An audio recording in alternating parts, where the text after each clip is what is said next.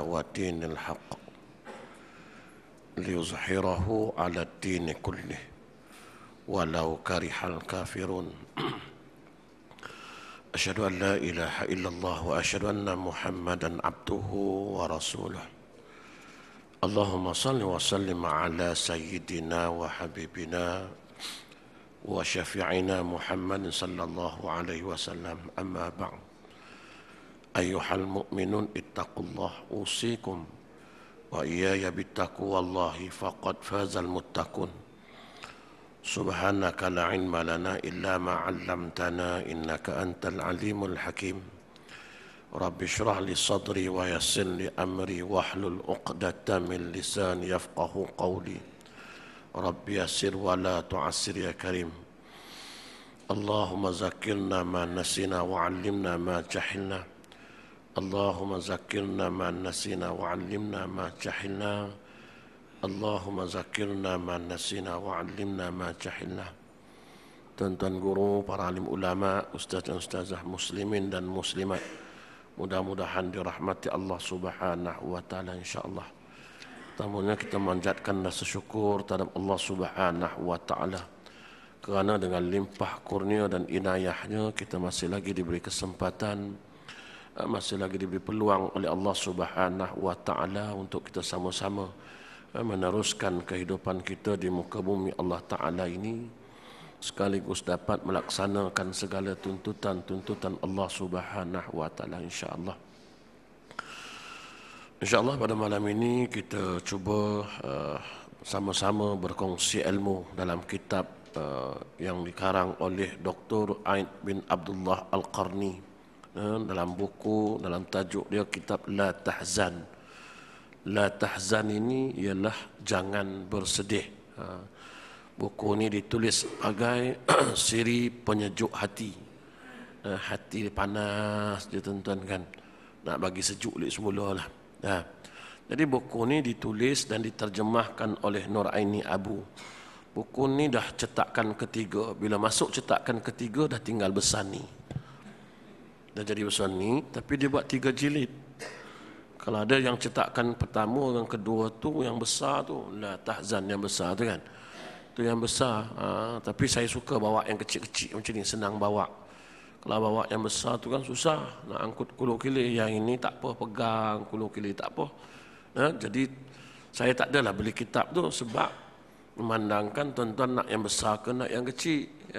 Sebab saya suka yang kecil tuan-tuan, senang bawa ke sana kemari. Dulu Quran besar susah bawa, nah Quran kecil pun tak bawa juga. Dulu Quran dah tuan-tuan dah berbesar Quran tu dulu. Tebal kan, besar, senang nampak. Payah ustaz, dia tak nak bawa besar-besar. Arab dengar, dibuat yang kecil pula. Dah tinggal satu dah. Dan tak boleh juga. Lepas tu dia letak dalam telefon pun tak boleh juga pun. Sampai letak dalam telefon lah, canggih tak canggih kan. 30 juzuk dalam handphone pun tak baca juga pun. Kan? Bukanlah salah besar dengan kecil. Salahnya kita malas itu ya. Jadi malam ni tuan-tuan, buku ni tajuk dia ialah jangan bersedih. Setelah kesulitan pasti ada kemudahan. Tapi bukanlah tak sedih langsung. Ulama meninggal pun tak sedih. Sono. Kan? Kita tahu ulama meninggal tak ada siapa. Kan? Itu teruk sangat tu. Itu hati dah keras sangat lah tu. Ulama meninggal pun hati tak rasa sedih, tu dah teruk sangat, dah parah sangat lah. Kan? Jadi ada benda yang kita kena sedih, ada benda yang tak perlu sedih lah tuan-tuan. Nah, kitab ni dia bahas, tajuk dia memanglah La Tahzan, jangan bersedih. Tapi ada part-part lah yang tak sedih tu. Kan? Kau takat masalah, duit tak ada nak sedih juga. Anak tak lu peksa pun nak sedih, tak payahlah. Kan? Jadi yang perlu sedih ni adalah sedih pasal amal ibadat kita ni macam manalah. Terima ke tak ke Allah Ta'ala, sedih pasal kehilangan para ulama, sedih ahli keluarga kita yang telah meninggal dunia. Nabi pun sedih bila anak dia meninggal, Nabi pun sedih. Tapi kitab ni kata jangan sedih. Ada tempat yang perlu bersedih lah tuan-tuan. Ada tempat tak perlu nak bersedih lah. Jadi tuan-tuan, kitab ni ditulis oleh Dr. Aid bin Abdullah Al-Qarni mengenai jangan bersedih, sebab setelah kesulitan pastinya ada kemudahan. Walaupun kita menghadapi kesukaran, pasti ada kesenangan nanti insya-Allah, tuan-tuan. Apa sebab dia tulis buku ni? Buku ni kalau kita tengok kata pengantar penerbit, dia kata apa? Berangkat dari realiti kehidupan zahir dan batin, di mana kebahagiaan dan kesedihan, kelapangan dan kesempitan selalu mewarnai setiap jiwa manusia. Selalu mewarnai jiwa manusia. Kejap suka, kejap duka, kejap senang, kejap susah, kejap lapang, kejap sempit. Itu kehidupan, tuan-tuan. Realiti kehidupan zahir dan batin. Jadi bagaimana nak menyelesaikan masalah ni? Bila bersedih, macam mana nak selesaikan masalah? Kalau seronok tak ada masalah. Ni sedih. Time sedih ni macam mana kita nak hilangkan kesedihan tersebut? Macam mana tak nak bagi sedih benda-benda yang macam tu? Maka Dr. Aid Abdullah Al-Qarni dia tulis kitab ni, La Tahzan. Dia kata buku ni dia cetak kali yang ketiga dah. Maknanya di Malaysia ni khusus dia dah dikecilkan kepada jilid, kepada 3 jilid, sehingga jadi 3 jilid besar-besar ni lah. Jadi buku ni dia kata buku yang sangat terlaris lah di Malaysia ni. Tajuk ni, buku ni sangat terlaris di Malaysia. Jadi kita nak baca lah buku ni sekadar kita berkongsi ilmu. Apa sebab dia tulis buku ni? Apa matlamat dia sebenarnya buku ni? Sebelum kita melangkah tajuk dia satu persatu, lebih jauh kita ingin jelaskan beberapa permasalahan penting dalam buku ni, matlamat kitab ni lah. Sebenarnya buku ni kalau kita nak mengaji kulit ke kulit, baru betul apa ibrah yang dapat daripada kitab ni yang ditulis ni. Maksud kandungan buku ni dia kata adalah menyebarkan kebahagiaan, nak bagi tahu ketenangan, kedamaian dan ketenteraman hati, membuka pintu harapan, optimis, kelapangan dan semangat dalam meraih masa depan yang cemerlang. Buku ini juga merupakan sarana untuk mengingati rahmat Allah dan keampunannya. Supaya kita ingat apa yang kita dapat ni rahmat Allah. Semua ini adalah keampunan Allah. Apa yang perlu kita buat? Perlukah kita bertawakal hanya semata-mata kepada Allah? Ini yang dia suruh, dia sebab matlamat buku ni. Baik sangka terhadapnya, supaya kita berbaik sangka dengan Allah. Apa yang kita dapat hari ini kita kena baik sangka dengan Allah, jangan kita buruk sangka dengan Allah. Kemudian dia kata beriman kepada qada dan qadarnya. Apa yang kita dapat ini semua ketentuan Allah, berserah kepada Allah. Cuma manusia ni kadang-kadang time dia senang dia lupa Allah, time dia susah dia sempit. Disebutkan beberapa ayat dalam Al-Quran, antaranya surah Hud, antaranya surah Yunus dan sebagainya. Manusia ini dia kata apa? Time dia sempit, dia susah, dia menyeru kepada Allah, dia ingat Allah Ta'ala. Apabila dia senang, dia lupa balik. Apabila hilang musibah tu, dia mula lupa Allah Ta'ala. Dia mula sombong, dia mula angkuh, dia mula bangga diri. Ni kalau aku tak buat sungguh-sungguh tak macam ni aku enggak tahu. Dulu enggak tahu tak betapa susahnya hidup aku ni. Tapi aku kerja keras siang malam sampai tak balik rumah baru dapat jadi macam ni. Lupa nak cakap ni semua kurnian Allah, anugerah Allah tu terlupa. Sebab dia nampak benda yang dia usaha saja, bukan dia nampak apa yang Allah bagi. Ni yang kitab ni dia tulis.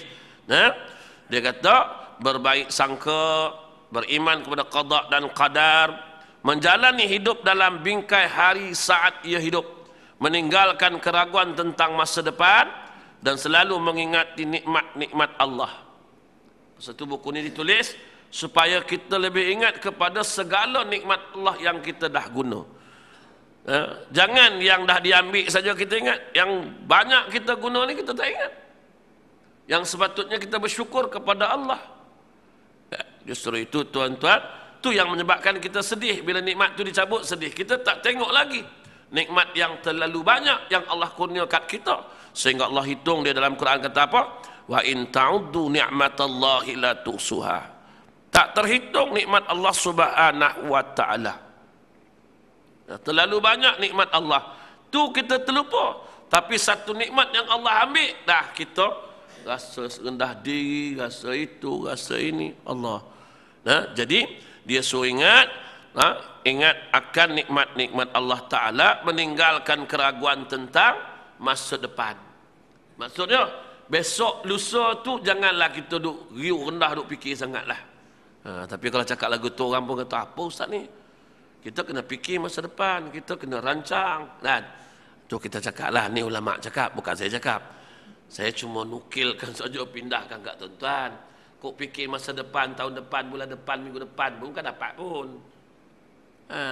Fikir ingat nak sampai minggu depan, tak sampai-sampai pun. Minggu depan malam dah padam. Buat minggu depan. Apa minggu depan? Semalam kita orang baru mesyuarat bincang macam mana minggu depan nak buat. Dah padam. Nah, ni maknanya bukan tak boleh tuan-tuan. Kita sekadar ingat akan datang. Itu boleh. Saya itu Nabi kata apa? Aku tak pernah fikirkan besok harinya. Besok lain ni cerita lah. Besok-besok lah. Yang aku fikir sekarang, yang aku lalui, apa aku nak buat? Apa persediaan aku nak hadap Allah Ta'ala kalau sekarang Allah jemput aku? Ni yang kena fikir. Maksudnya, ialah kita kena fikir waktu hidup ni. Sekarang ni tuan-tuan, kena fikirlah. Apa yang kita nak buat, apa yang kita nak lakukan sekiranya Allah ambil waktu ni. Apa kita nak jawab di hadapan Allah nanti kalau kita tak siap sedia. Ni besok lain cerita lah tuan-tuan. Besok tak sempat dah tidak. Dah kok malam ni ya tuan-tuan. Kejut-kejut esok dah tak bangun dah. Biar harap-harap biarlah. Sempat dah untuk kita bersiap sedia beramal ibadat. Amal ibadat tak cukup lagi tuan-tuan. Tak cukup lagi lah. Kalau kita banding orang alim tuan-tuan, Allah tunjukkan kebesaran dia.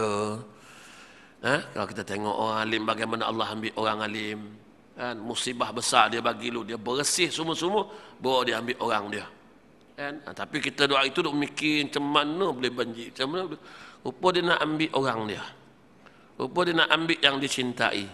Sebelum aku ambil engkau, aku nak bagi bersih semua ni dulu. Bagi bersih, kita bawa aku ambil engkau. Ambil ke Allah Ta'ala. Antara orang yang mati beriman ni husnul khatimah, matinya malam Jumaat. Sebab Nabi kata apa? Siapa orang Islam yang mati malam Jumaat atau siangnya, dia terlepas daripada fitnah kubur. Habis kalau orang kafir je lah Ustaz.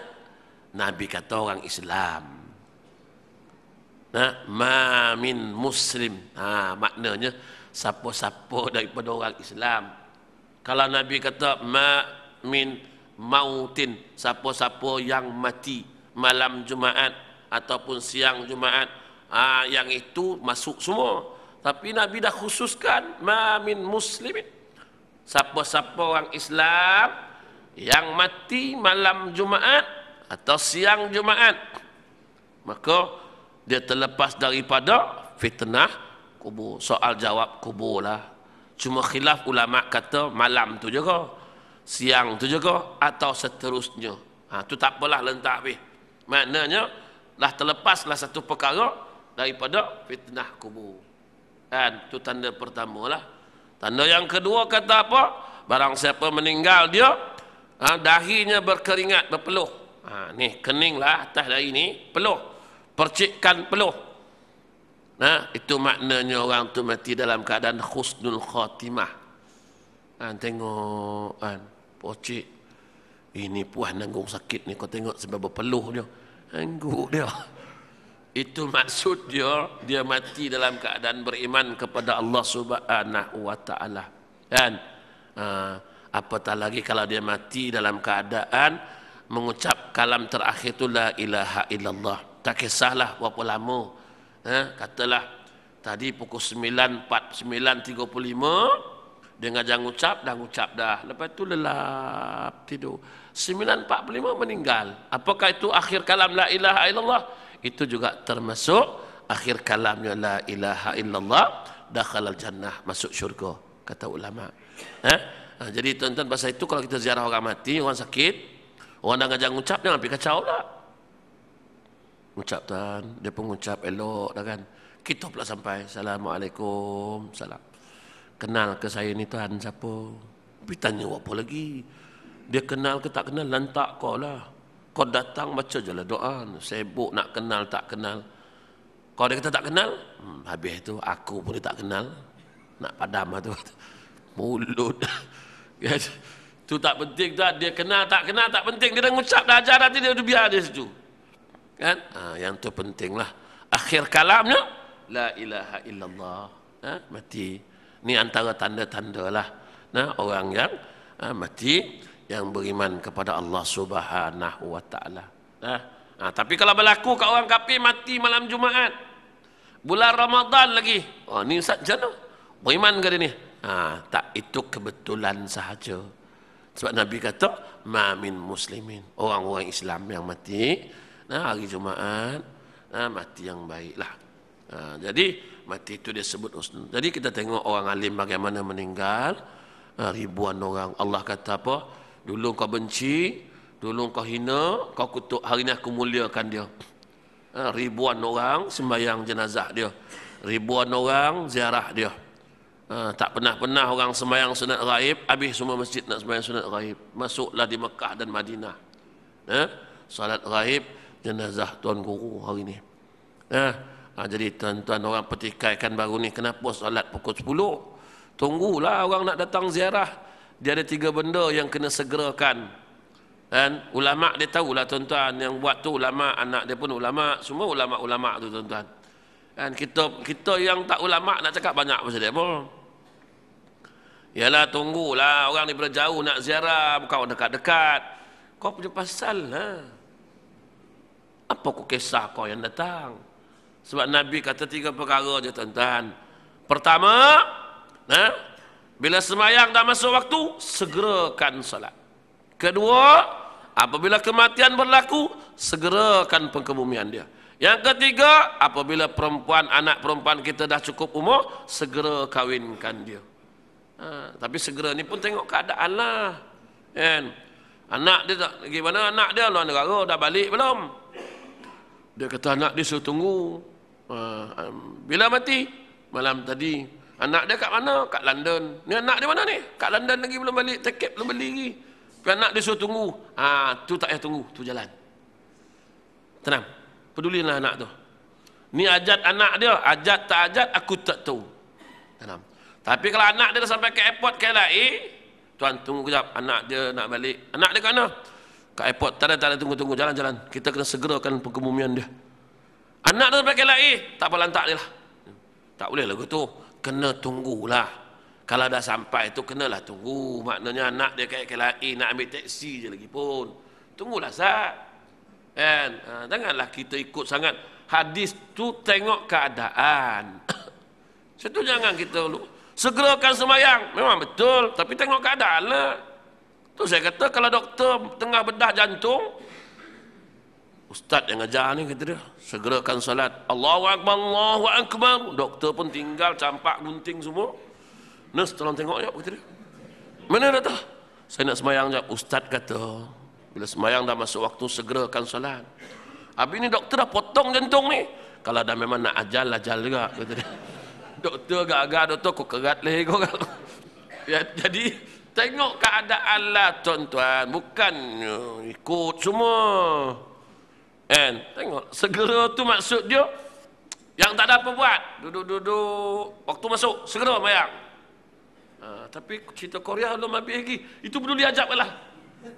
Tu tak masuk. Ini yang mudarat, ni yang mudarat lah. Jangan lurus sangat tuan-tuan, kadang lurus sangat pula.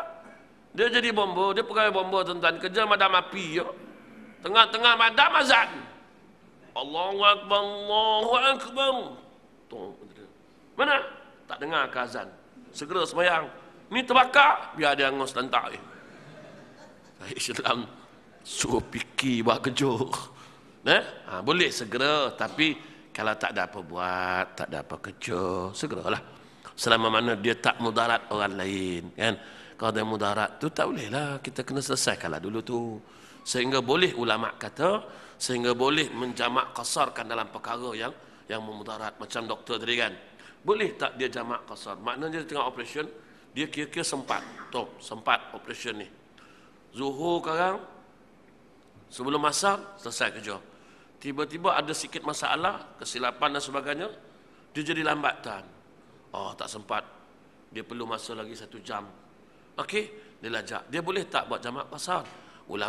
Sebahagian ulama kata boleh menjamak qasar dalam keadaan yang sedemikian. Maknanya tak apalah buat jamak takhir sekarang. Senang betul doktor, orang musafir awak, doktor bedah orang nak jamak-jamak pasal apa? Boleh dalam keadaan itu, dibolehkan tuan-tuan. Tu kena fahamlah. Jadi ulama tu buat pasal apa dia semayang pukul 10 pagi? Pasal apa dia tak tunggu orang? Sebab dia dah bagi tahu 9.40 Allahyarham tuan guru dah meninggal. Standby lah, pergilah nak pergi ke nak apa nak ziarah, pergilah, start lah, tahu jauh, pergilah. Okey. Pukul 10 dia sembahyang. Pasal apa pukul 10 dia sembahyang? Tak tunggu sampai lepas Jumaat. Tunggulah hari Jumaat sekarang. Jumaat sekarang kita sembahyanglah. Sebab memberi peluang kepada orang yang tak sempat. Maksudnya tuan-tuan, kalau tuan-tuan sembahyang tak dapat nak pergi, tak dapat nak ziarah, tak dapat nak pergi sembahyangkan jenazah, okey. Boleh sembahyang jenazah gaib, tapi dengan syarat mayat tu telah dikebumikan dulu. Kalau mayat tu tak dikebumikan lagi, macam mana nak solat jenazah gaib? Mayat tu masih ada, orang masih ziarah dia lagi, and masih kita ada kesempatan untuk pergi. Jadi ulama dah bincang benda tu. Okey, sembahyang pukul 10, pukul 11 kita tanam, selesai. Pukul 12 lepas Jumaat kita boleh buat pengumuman, tuan-tuan siapa yang nak solat gaib jenazah Allahyarham tuan guru, okey, boleh kita buat selepas Jumaat. Yang tu yang kita buat lepas Jumaat tu. Kan? Tu yang boleh buat tuan-tuan. Kalau tak, itu semua ada hikmah tuan-tuan. Itu semua ada hikmahnya. Yang kedua buku ini ialah cuba memberikan bimbingan bagaimana mengusir kesedihan, bagaimana nak hilangkan rasa sedih, dan kedukaan, kepedihan dan penderitaan, kegelisahan dan kegundahan, suatu yang menyesakkan dada, kehancuran dan kehilangan harapan serta keputusasaan. Bahasa tuan-tuan buku. Maknanya buku ni ialah nak menghilangkan rasa sedih, rasa duka, rasa putus asa, rasa putus harapan. Ini sebab tujuan buku ni ditulis oleh ulama. Dia kata apa? Untuk menghilangkan rasa gelisah, gundah gulana. Kan kadang-kadang kita gelisah, kita cakap dengan orang, tapi gelisah tak hilang juga. Kan? Kadang-kadang kita pergi jumpa orang nak hilangkan masalah, nak selesaikan masalah, rupa masalah bertambah. Kan? Ada tuan-tuan. Saya tu dalam buku ni nak bagi tahu macam mana kita nak hilangkan rasa sedih, macam mana kita nak hilangkan rasa duka kita, rasa gundah gulana kita tu, macam mana nak buat. Dan apa formula dia? Macam mana cara dia? Semua ada cara tuan-tuan. Ada formula. Bila kita tak ikut formula dia, tu tak jadilah. Tak hilanglah sedih tu, tak hilanglah duka tu. Dan orang cakap pun dia tak nak dengar. Sebab orang cakap tu tak ikut formula tu. Orang ikut cakap atas dasar diri dia sendiri, tak boleh lah. Dia ada formula dia. Gunakan formula. Walaupun jawapan kita tu agak-agak betul, walaupun apa yang kita bagi tu betul, tapi orang tak boleh terima sebab formula tak betul. Tiba-tiba dapat jawapan betul. Jawapan dia betul, tapi formula tak betul. Cikgu kata, formula salah, jawapan betul. Macam budak ni. Dia ada formula dia. Ni jawapan. Tu yang nak kira tu formula tu lah. Jadi kadang-kadang kita cakap dengan orang, rasa-rasa dah betul dah. Tapi dia cakap apa? Engkau bolehlah cakap macam tu, kau tak kena. Asal dia cakap lagu tu? Mungkin ada sebab dia.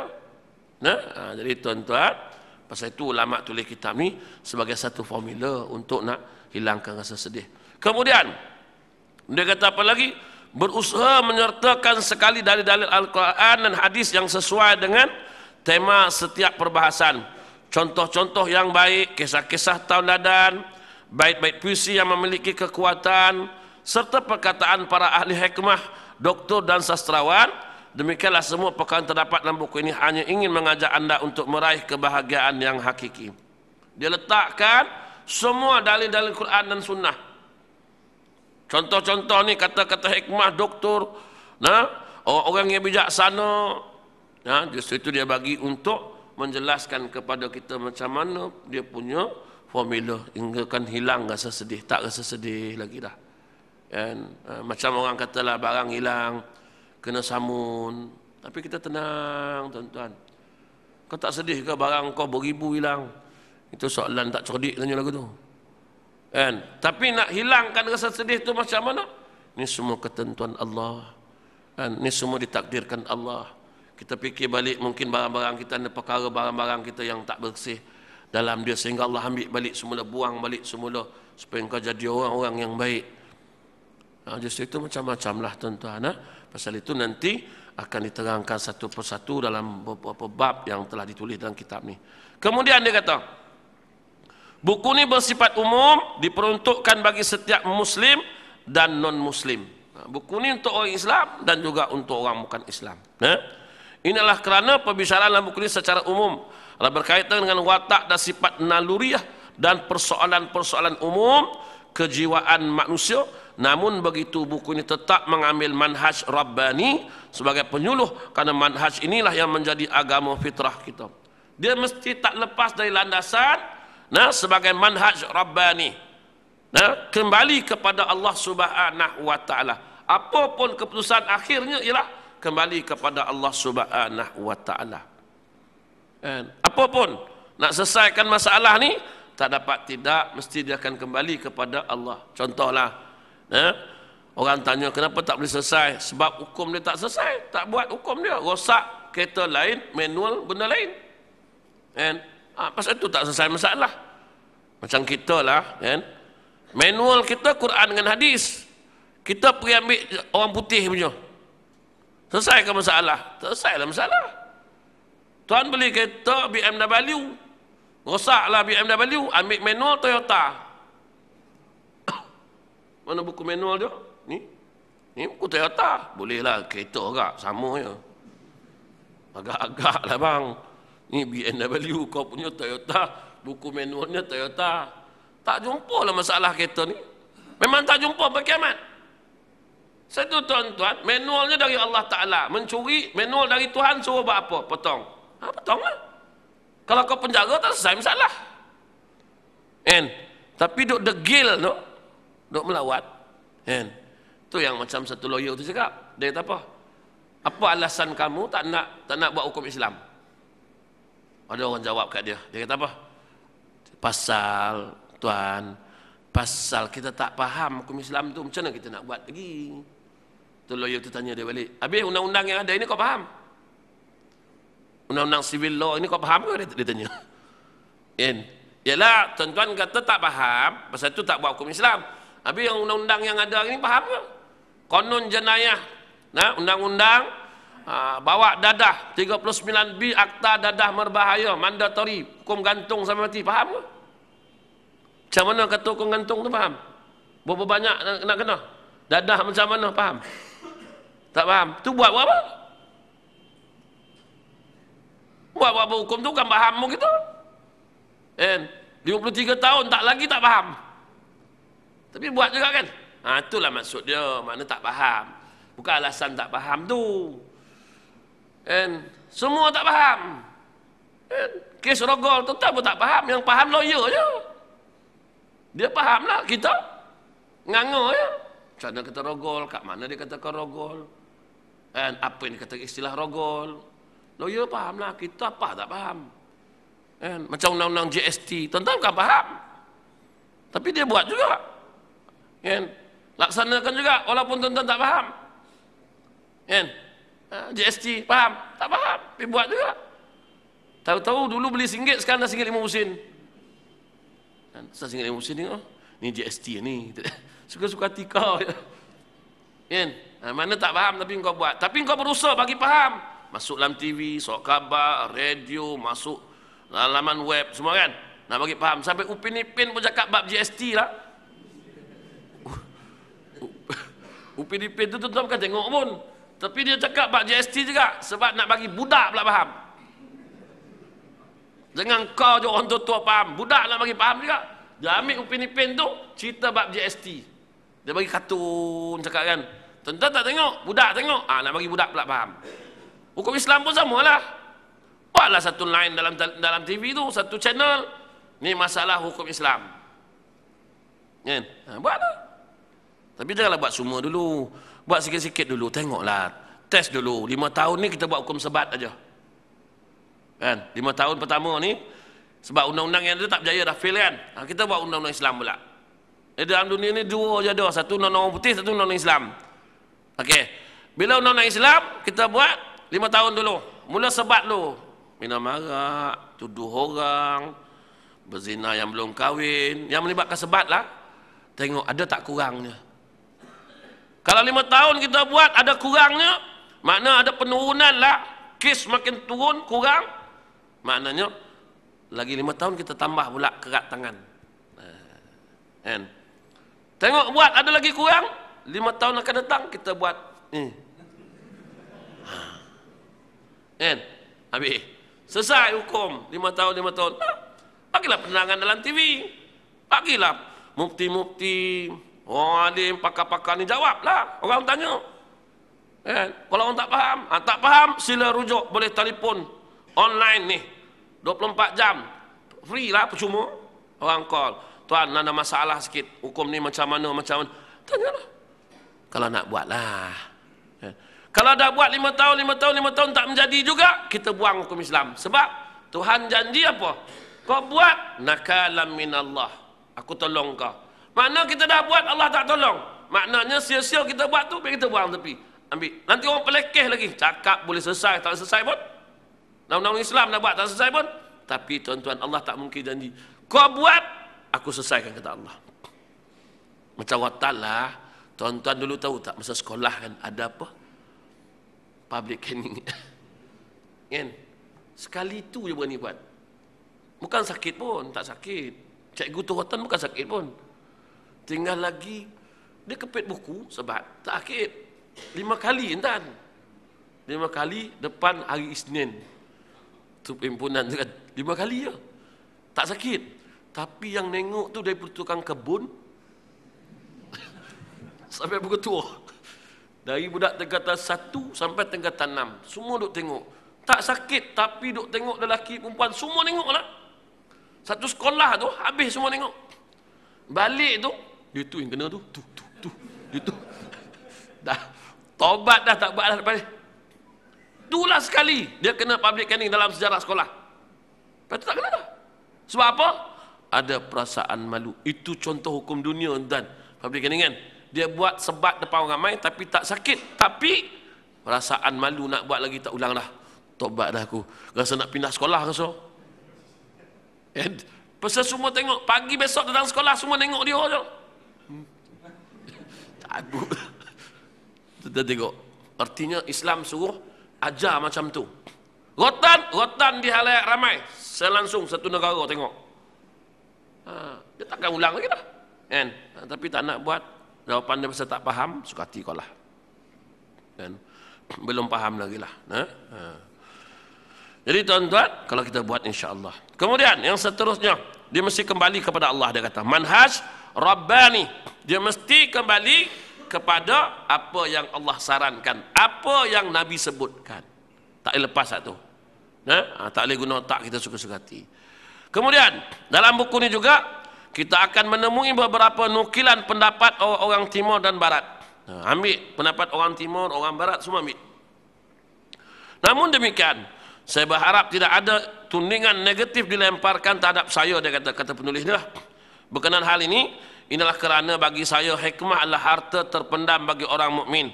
Siapa pun yang menemukannya, ia berhak memilikinya. Benda yang baik, yang elok, orang beriman kena ambil lah. Kan? Benda yang baik, yang elok, ambil. Siapa pun yang buat. Tapi benda tu ada baiknya, ada hasilnya. Silakan. Yang buat ni kalau kita tengok, Allah perangai wuduh sungguhlah.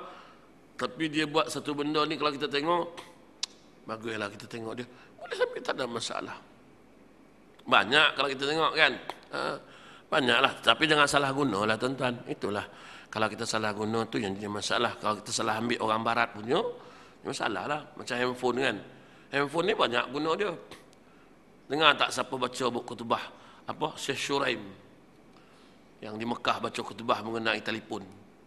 Dalam khutbah bab telefon dia, bab handphone tu. Dia kata apa?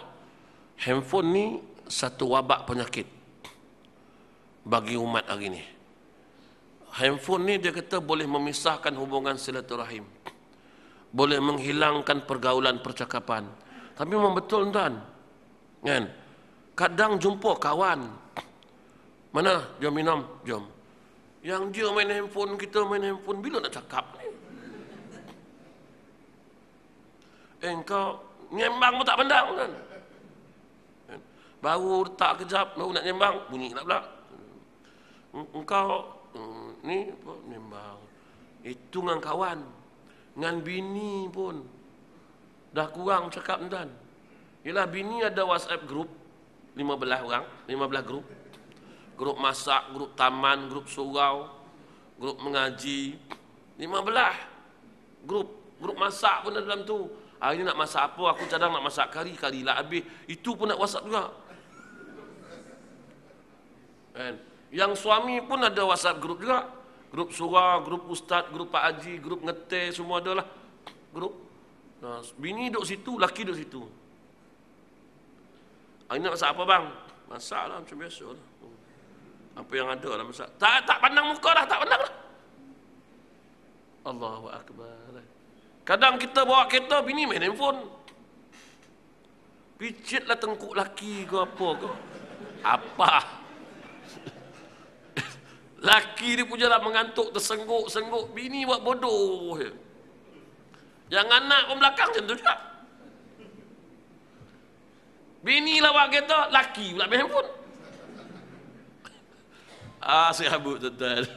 Ni handphone, ni bukan saya kata lah, ini Syekh Shuraim kata. Dia kata, habis janam. Kadang pergi tengok orang tua ke hospital sakit. Dia komen tu pasal apa? Pasal hari tu ni orang pergi Mekah, guna handphone buat selfie dekat gambar kat Kaabah. Dia nampak benda tu, langsung dia komen terus. Dalam khutbah di balonnya. Kan? Janam tuan-tuan hari ni. Orang macam mana tuan? Kan?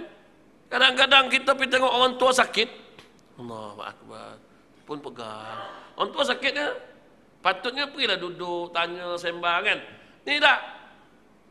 Sama orang tua negur lah. Siapa tu? Kawan ke? Kawan. Kerja? Jawab tu nak tengok orang tua dah. Tengok orang tua tu dapat pahala. Ish. Kadang tuan-tuan time makan, anak-anak kita time makan ni time makan. Kan? Makan ni. Kau mesej apa? Kawan. Cuba berhenti dulu. Berhenti kejap. Bunyi balik. Aku balah pula telefon ni baru tahu. Kan? Sudah tengok. Tak ada, tak boleh. Tuan-tuan lain lah. Tapi lah, macam tuan-tuan orang educated masih guna telefon canggih-canggih lah. Kalau orang kampung tak ada lah. Kan kampung yang telefon yang murah tu, yang RM68 tu. Yang nampak tulisan pun kuning, hijau, merah tu kan. Nampak tak nampak, ya boleh call, boleh message je. Kamera pun tak ada. Kan? Tak ada kamera lah, tak ada kamera je telefon. Tu orang tua kampung lah, macam tuan-tuan tak ada lah. Tuan-tuan semua telefon canggih-canggih, yang colek-coleknya. So tuan-tuan educated semua. Tuan-tuan orang educated yang hebat-hebat kan, takkanlah guna telefon yang macam tu kan. Yang boleh baling-baling tu kan. Anak pun tak nak. Bah, beli handphone bah. Saya nanya, handphone apa kau nak? Handphone lah. Senang nak call ayah, nak call ibu. Oh. Ya, kau nak call? Okey, jom pergi beli handphone. Beli handphone. Tapi yang RM78 tu lah. Yang tak ada kamera semua. Ini orang tak pakai dah ya. Kau kata nak call aja kan. Call okey lah ni. Naklah ada kamera, malu je. Tak, apa matlamat sebenar kau nak pakai handphone? Kau pakai handphone nak untuk apa? Nak call ayah dengan okey, betul? Call. Call boleh tak pakai ni? Boleh betul. Tapi kamera tak ada, tak kena tangkap gambar ayah pula kau. Hari-hari tengok gambar ayah. Hari-hari duduk dengan ayah apa semua kau nak tengok tak boleh. Hari-hari tengok makan, nak menyampah lah tengok dah. Tapi anak-anak hari ni tuan-tuan, Allah, dia lagi mahal handphone pada kita. Kan main dia pandai benda Allah datang tu. Tak tu, tak. Dia kakak dia orang tua. Jadi tuan-tuan dia buat macam mana kan? Nak macam mana? Ni yang merosakkan hari ni. Benda tu baik, benda tu elok. Kadang benda tu menyebarkan fitnah. Benda tu menyebarkan keaiban orang. Kita dapat pula suruh forward langsung. Tapi kalau hari ni malam ni ada kuliah kat surau, sebar-sebarkan, itu kita sebar dapat pahala. Ini yang tak tahu ujung pangkal. Pergi sebar kat orang. Mungkin benda tu bohong, mungkin benda tu fitnah, mungkin benda tu aib, kita sebar, kita dapatlah dosa dia. Jadi tuan-tuan jaga-jagalah. Tapi tuan-tuan tak adalah. Ni yang jenis-jenis budak-budak hari ni kan. Budak-budak kamera, nak ada kamera lah, nak ada itu, nak ada ini semua mengarut lah tuan-tuan. Kemudian yang seterusnya dia kata buku ni tidak menuliskan catatan kaki. Kalau orang biasa menulis buku kitab kan di bawah kat kaki tu dia ada tulis kan, itu dia panggil nota kaki bawah tu kan. Pak rujukan hadis ni hadis sahih riwayat Imam Bukhari jilid sekian-sekian muka surat sekian-sekian ditulis kan. Dia kata apa? Saya tidak menuliskan catatan kaki dalam buku ini adalah untuk lebih meringankan dan mempermudahkan pembaca agar dapat membaca secara terus-menerus dan fikirannya tetap terangkai utuh. Saya menulis sumber rujukan itu bersama nukilan tersebut sesuai dengan pendapat pada kitab yang asal. Kalau kita tengok kitab ni dia tulis macam ni lah tuan-tuan kan. Dia tulis ni makna firman Allah Ta'ala, tapi dia tulis surah Ar-Rahman ayat 29, dia dah tulis siap. Mana tuan-tuan tak payah nak tengok nota kaki, dekat situ pun dah ada dah di mana dia rujuk surah Al-Ghafir, surah Maryam, dia dah tulis siap buku ni. Inilah buku ni dia kata, pasal itu saya tidak menuliskan nota kaki dia. Kalau tak kita kena tulis nota kaki. Rujukan dia hadis Nail Autar, Imam Syaukani tulis bawah ni, jilid 3 muka surat ini, cetakan Darul Hadis, Beirut dan sebagainya ditulislah. Kan? Tu maknanya tuan-tuan, dia tak bubuh macam tu, tapi dia ambil, dia letak kat tepi siap-siap. Senang tuan-tuan baca-baca. Oh, ni hadis Sahih Bukhari daripada kitab Sahih Bukhari. Kan senang lagu tu. Tak payah nak buka-buka, nak tengok-tengok kat bawah. Tak payah nota kaki, tak payah dia tak. Okey. Yang seterusnya lagi, saya tidak menyertakan nombor halaman dan tidak pula nombor juzuk. Saya melihat cara tersebut lebih mudah, lebih bermanfaat. Kadangkala saya menulisnya sesuai dengan teks asal. Kadangkala ada sedikit penyuntingan atau penyesuaian dengan pemahaman saya terhadap buku ataupun artikel yang pernah saya baca.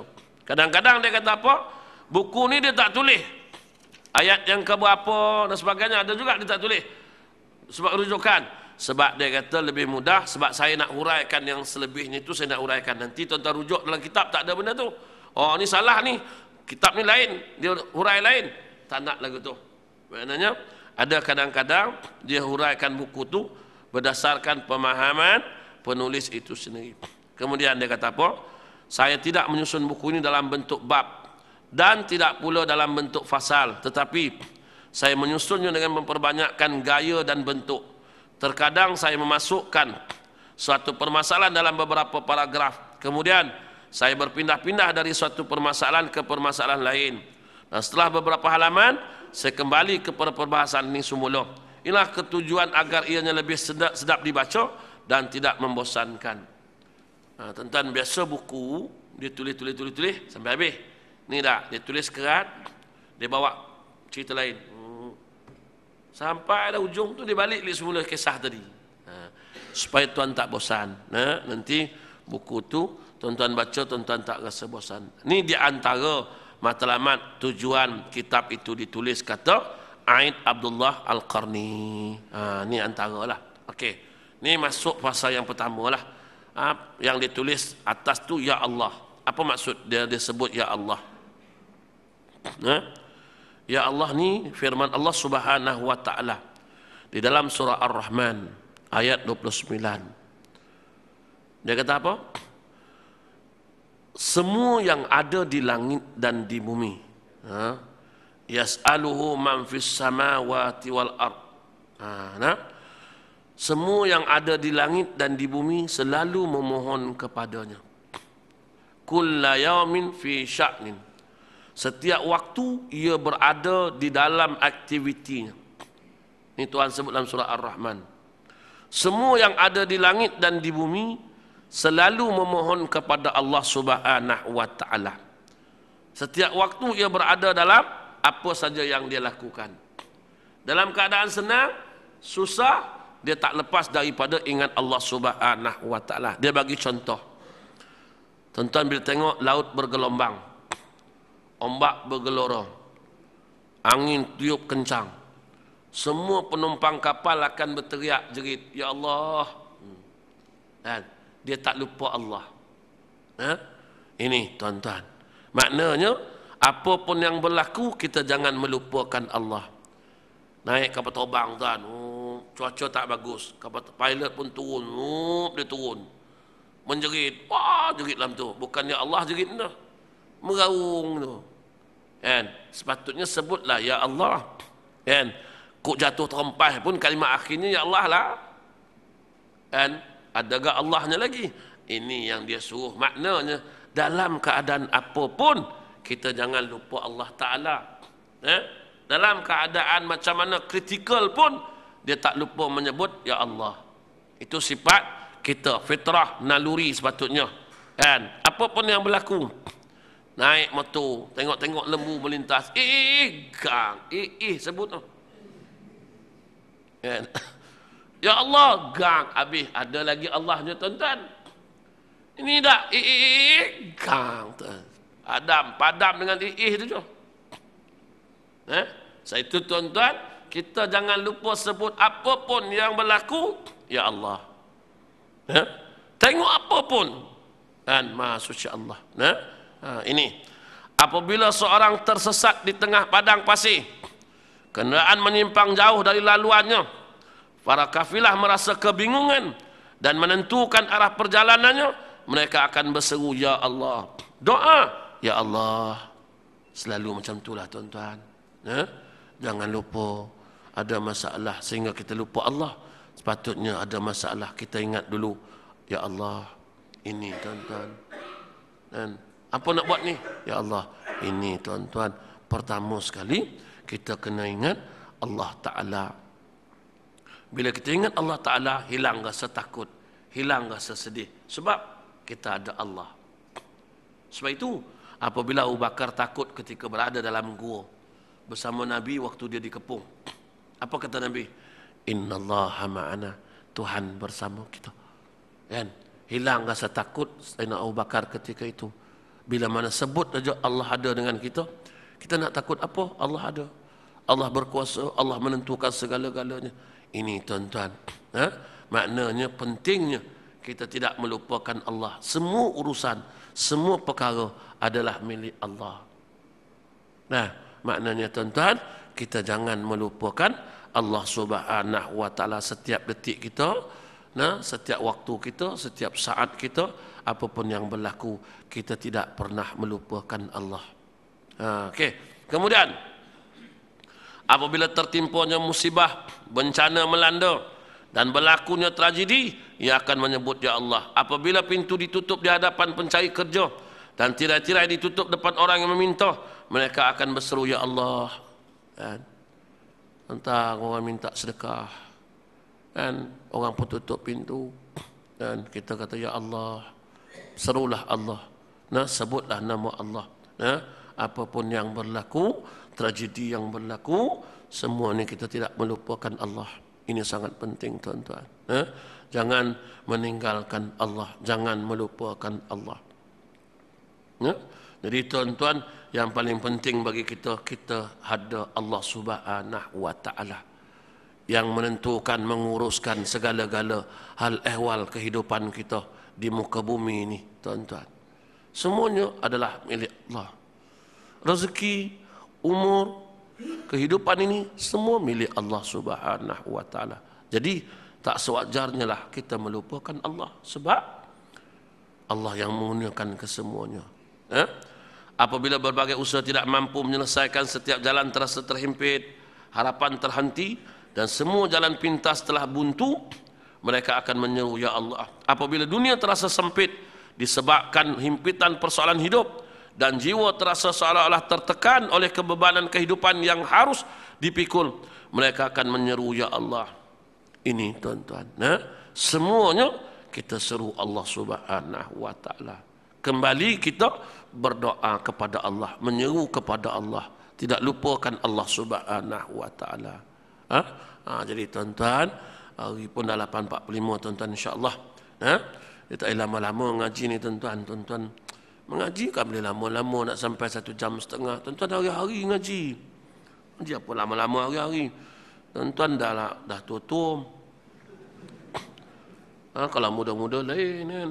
Ni dah tua-tua, satu bab. Lepas tu tuan-tuan yang ada nak bekerja lagi dan sebagainya. Hari-hari kadang-kadang saya tegur kat ustaz-ustaz. Dah lah ustaz, ngajar 40 minit dah lah. Kan? Tapi dia orang boleh duduk ustaz. Memang dia orang duduk, nak keluar segan.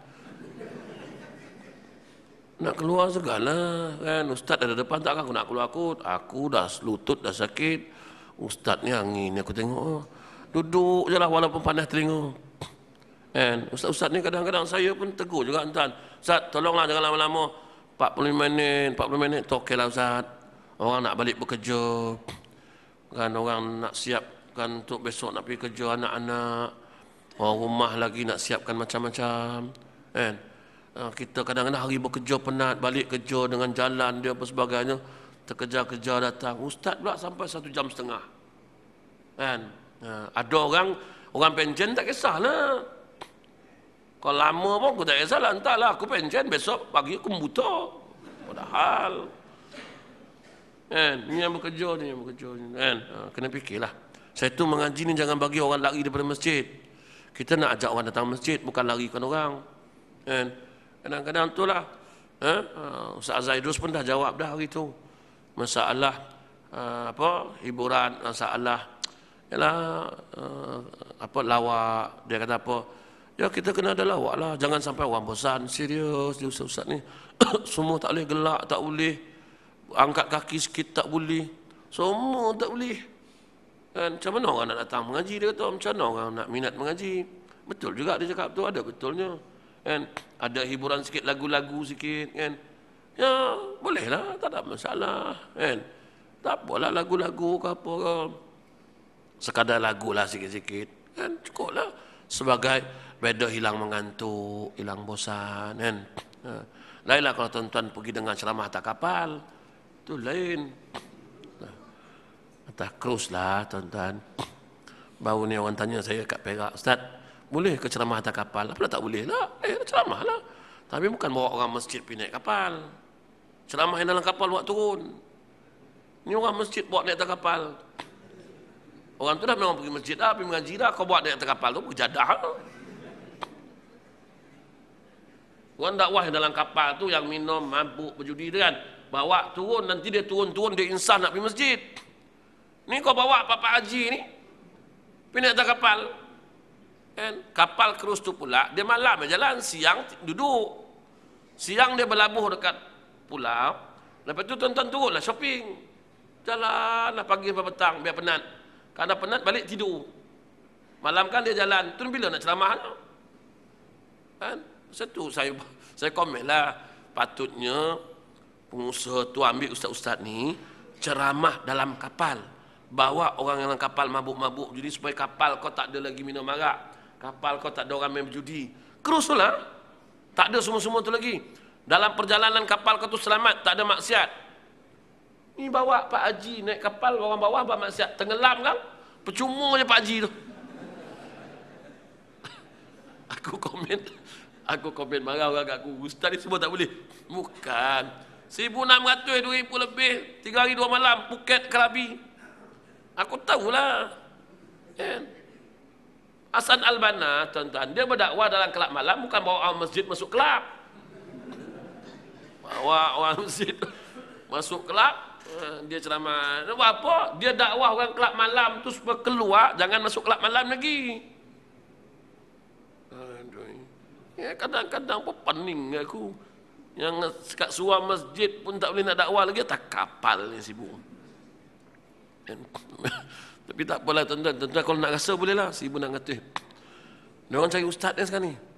Kan, dia jumpa Ustaz ceramah mana-mana kan. Ustaz kempen lah naik kapal 1,600, nanti saya bagilah Ustaz naik free. Ustaz bolehlah ceramah, duit poket semua saya bagi. Ustaz dengan naik kapal free meloncat ada. Boleh.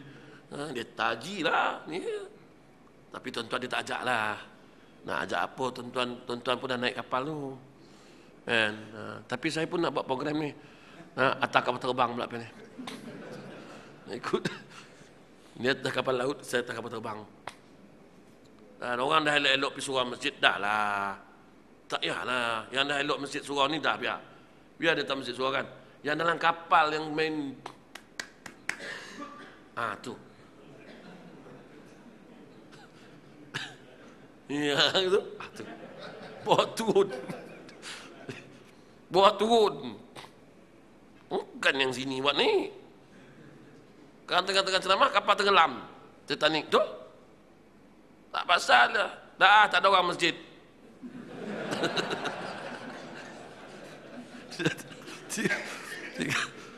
Tiga. Kan? Aduh, aku pening betul loh. Tapi tak apa, cukup tak kata. InsyaAllah kita jumpa lagi. Mudah-mudahan. Sebelum tu tuan-tuan, ni ada satu permintaan lah daripada seorang ibu untuk minta sumbangan anak beliau, Auna Syafiqah, binti Mak Yusof. Siapa yang ingin menginfakkan, menyumbang untuk beliau belajar, sama belajar ni, bolehlah infakkan. Nanti bentas sejadah lah di belakang. Saya cuma nyampaikan tuan-tuan. Dia bagi tahu saya dah 2 hari. Saya kata tunggulah.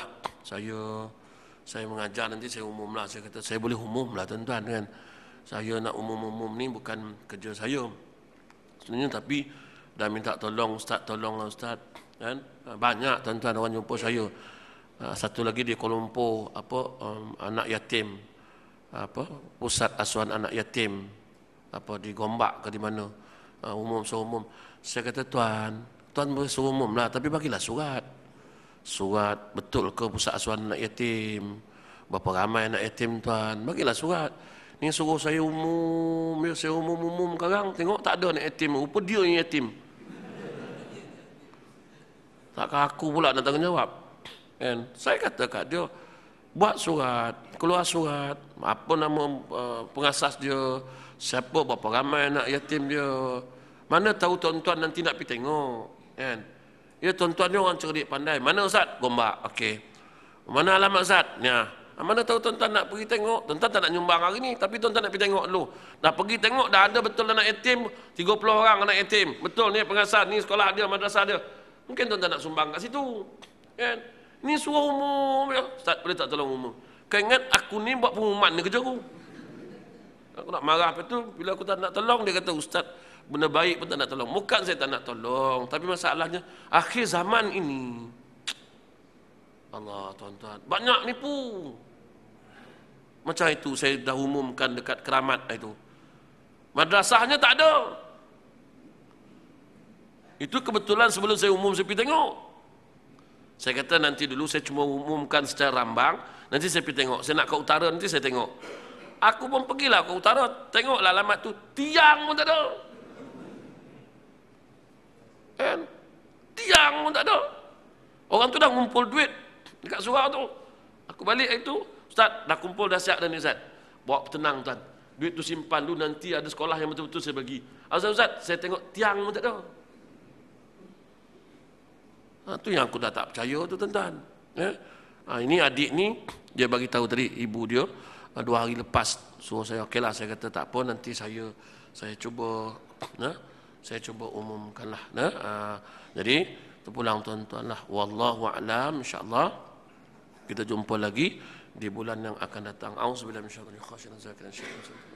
Allahumma a'inna bil-zina min hamdi wa aqim taqwa min bil-afi wa sallallahu alaihi wasallam. Alhamdulillahirabbil alamin.